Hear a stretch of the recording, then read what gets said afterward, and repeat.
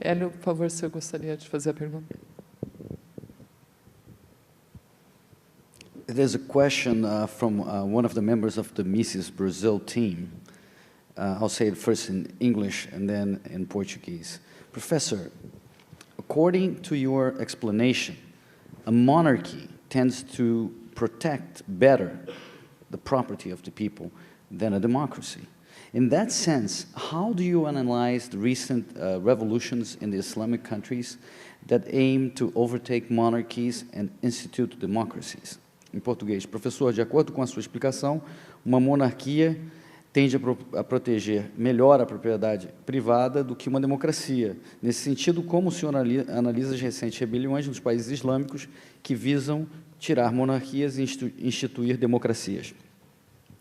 I'm not a defender of monarchy. I'm not a monarchist. Monarchies are also states.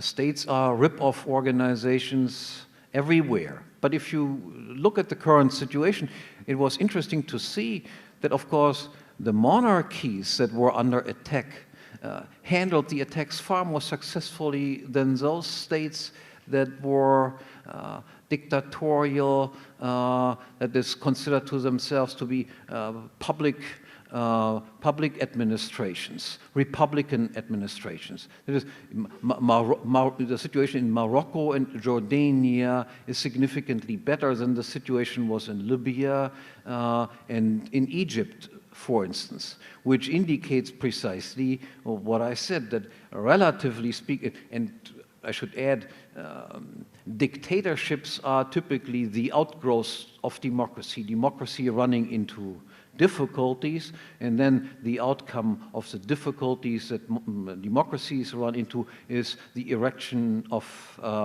dictatorships. Dictatorships are a republican phenomenon, not a monarchical phenomenon. Hitler was certainly more democratic, so to speak, than the German Kaiser. Stalin was certainly more democratic than the Russian Tsar. The Russian Tsar was not a very nice person, but as compared to what came afterwards, he was just a marvelously nice person. Kaiser Wilhelm II was not the greatest person on earth, but as compared with Hitler, of course, he was a nice man. So we have to compare things in a balanced way. And again, the current situation seems to indicate that monarchies are by and large a better system than democracies turn into dictatorships and so forth. Eu acredito que uma polêmica como essa merece uma pergunta bônus. Então, a gente abre para uma terceira pergunta. Alguém gostaria, aqui na plateia, por favor? O microfone, por favor, ali. Só levanta para ficar mais, por favor, para ficar mais fácil. Isso. Aqui. Oi, desculpa. Bom, fica lá, fica à vontade. A gente vai deixar, então, para amanhã, que vai ter mais um debate, a sua participação. Daí, muito obrigada, de qualquer forma. Por favor. Good afternoon. Maybe I should... Brazil had a monarchy also. Again, I'm not a great history buff as far as Brazil is concerned, but my impression was that if Brazil had kept the monarchy, they might be in better shape today also than they are, given that they got rid of it. Por favor, a pergunta. Good afternoon, Professor. I'm Marcel van Hattem. I want to ask you about disarmament. We had a huge discussion in Brazil over disarmament a few years ago, and in the end, the population of Brazil, we said no against disarmament.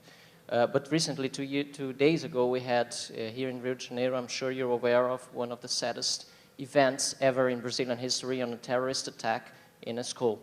And, well, the deaths were yet to be counted, and the activists pro-disarmament were already stating and tweeting that disarmament of the civil population of Brazil was necessary, and if they were disarmed, I mean, if we were disarmed, unarmed, this kind of attacks wouldn't be possible in this school.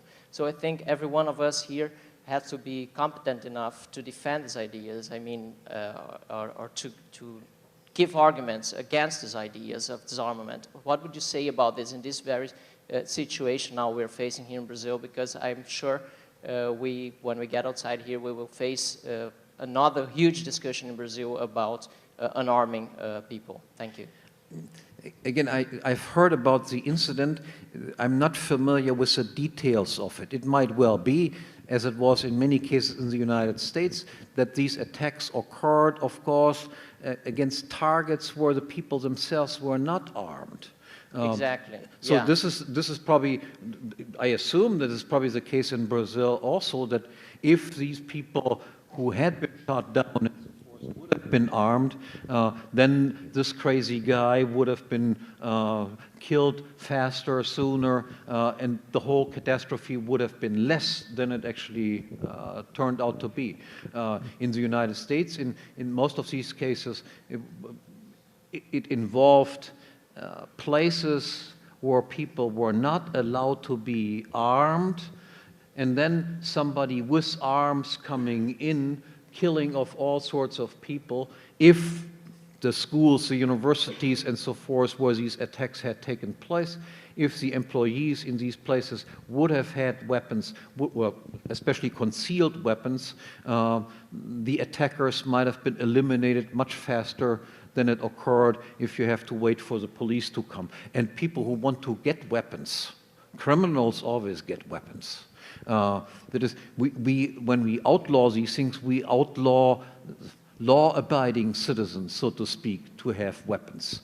We cannot pass a law that says, look, you criminals, you can no longer have any weapons, and then the criminals will say, oh yeah, right, I want to be a law-abiding citizen, and I do no longer want to be a criminal, and because of that, I also will no longer have any weapons.